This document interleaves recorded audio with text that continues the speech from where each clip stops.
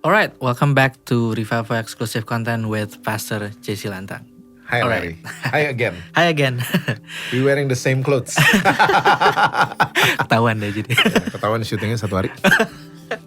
Alright, so we were talking a lot about fathering. Mhm. Dan saya sedikit sadar-sadar gitu ya. Kalau memang ternyata membangun gereja ataupun membangun pelayanan dan even family, harus aware dengan both generation yang ada di atas maupun di bawah. Ya. Karena isu tentang, mungkin sadar ya kita punya, me personally gitu, punya ayah, punya ibu gitu. Tapi ada posisi-posisi yang mungkin seperti tidak kena aja gitu, tidak ada. Ya. So apalagi dengan gereja, kehidupan kita berjemaat dengan begitu banyak orang. Ada seperti yang Pastor bilang tadi, kita punya responsibility untuk coaching, untuk develop. Ya. Dan seperti apa orang-orang yang akan melakukan ini, Pastor? Siapa aja dan mungkin apa yang mereka harus buat, dalam artian apa kualifikasi mereka? Oke, gini. Yang jelas atmosfer dalam kita coaching atau fathering, atmosfernya namanya kasih. Wow. Orang Kristen kalau dengar kata kasih, yang muncul di benak kita adalah catatan Rasul Paulus. Ya. Kasih itu sabar, kasih itu ini itu. Itu bukan definisi kasih loh. Mhm. Ya, itu the fruits of love yang ditulis sama Rasul Paulus. Itu adalah buah-buah dari kalau kita ngerti kasih itu apa. Nah, ternyata kasih yang tulis Yohanes. Ya. Di 1 Yohanes 4 ayat 10. Inilah kasih itu, bukan kita yang telah mengasihi Tuhan, tapi Tuhan yang sayang sama kita duluan. Ide. Nah, definisi kasih ternyata itu. Bukan kita duluan, karena saya gini, saya dari kecil, I respect them ya. Ya. Dari kecil saya diajarin sama orang tua, sama guru-guru sekolah minggu, sama youth pastor saya dulu, untuk sayang sama Tuhan dengan segenap hati, jiwa, dan kekuatan, dan akal budi. Ya. Tapi berapa banyak yang sama saya. Waktu saya coba itu, saya banyak gagalnya. Karena di belief system saya kebalik. Saya pikir untuk dapetin sayangnya Tuhan, saya mesti sayang duluan. Saya mesti rajin nih, mesti gini. Malah banyak failnya. Ya. Karena pakai kekuatan sendiri. Karena di belief system saya juga kebalik. Justru Tuhan duluan yang sayang sama kita. Semenjak kita masih dalam kegelapan, dia udah sayang sama kita. Ya. Makanya dia ngirim anaknya, bayangin tuh. 400 tahun surga mungkin cuman rapat, merenung, diem, ya, segala macam dipikirin. Ada project namanya keselamatan. Bayangin dia nyiapinnya 400 tahun ya. Ini cuman bahasa saya aja. Ya, betul. Ya, bayangin project namanya keselamatan, dia pikirin baik-baik. Ya, bocornya di mana dia pikirin semuanya.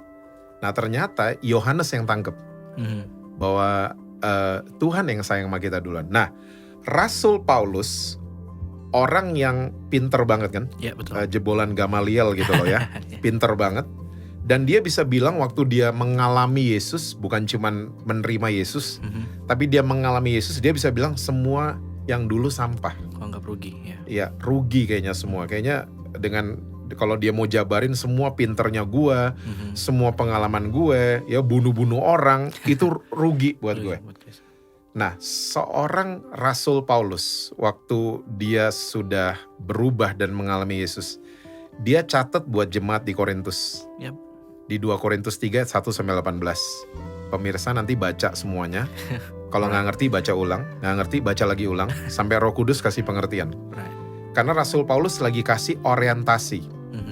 Orientasi itu diberikan supaya kita bisa mengambil keputusan mau kemana. Orientasi gitu kan. Kayak di mall gitu, Ya. ada directory itu orientasi. Jadi kita tahu, oh bakmi di basement gitu, oh toko sepatu di sini. Kita lihat orientasi, kita bisa mengambil keputusan mau melangkah kemana. Di 2 Korintus 3 ada 2 tipe pelayanan, dia catat. Yang pertama namanya adalah pelayanan yang memimpin kepada penghukuman. Bahasa Inggrisnya ministration of condemnation. Wow. Yang kedua namanya adalah pelayanan yang memimpin kepada pembenaran. Bahasa Inggrisnya ministration of righteousness. Pelayanan yang memimpin kepada penghukuman dasarnya adalah hukum yang tertulis. Kita kenal dengan istilah hukum Taurat. Pelayanan pembenaran basicnya adalah hukum roh. Kita kenal dengan istilah hukum kasih karunia. Wow. Oke. Terus mungkin semua mulai bertanya, pelayanan yang memimpin kepada penghukuman itu apa? Seperti apa?